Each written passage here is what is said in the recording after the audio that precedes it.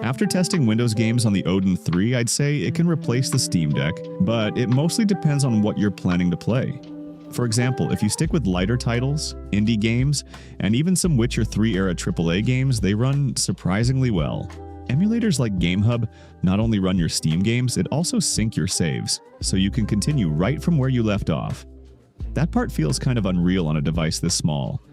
Games like Hades 2 or Hollow Knight run at high frame rates without any real issues, and even something like Rise of the Tomb Raider can run around 60 FPS and 720p, which is honestly impressive to me. Anything newer, big budget modern games are going to be hit or miss. Linear games like the Resident Evil titles are mostly fine, but once you get into open world games like Cyberpunk, things get a lot harder to run. And forget about Unreal games, they barely run in Ayn Odin 3. Even if you drop everything to low, you will be lucky to get sub 30 FPS. That might still be playable for some people, but personally, I wouldn't play heavy games like these on an Android handheld. Where the Odin 3 really works well is with indie titles.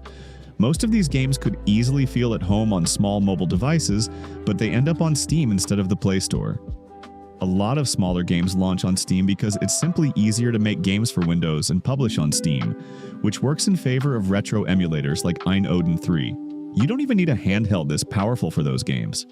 Something like a Retroid Pocket 6 or really anything with a Snapdragon 8 Gen 2 chip is already enough to run most of these smaller titles. Odin 3 just makes it easier.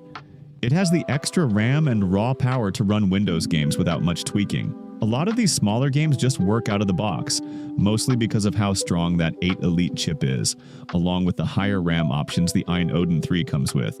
But if you're not ready to buy Ayn Odin 3 or a Retroid Pocket 6 yet, and just want to test the waters, there may be a solution for this. Phones these days are powerful enough to run Windows games too. Something like the OnePlus 15 uses the same Snapdragon 8 Elite chip as the Ayn Odin 3, so the performance should be very similar. Even a lot of mid-range Android phones, especially from Chinese brands, come with something like a Snapdragon 8 Gen 2 or better. And even if you're on a MediaTek chip, you're not completely out of luck. GameHub is improving there, and quite a few Steam games are very well playable. Running Windows games on a phone does come with its own pros and cons, which I've covered in another video. But the main point is you already have a way to try out PC gaming on a small handheld style setup before committing to anything. I would say try it out. It doesn't have to be Windows games. Try running Switch games with Eden or maybe something smaller. This way, you get an idea of what works for you before deciding between Ayn Odin 3, Retroid Pocket 6, or something else. But anyway, just like I said, the Odin 3 can replace a Steam Deck pretty well if you keep your expectations realistic. If you're okay with playing smaller games on a smaller screen, in a smaller but more comfortable handheld, I would say it is not only doable, but actually makes a lot of sense.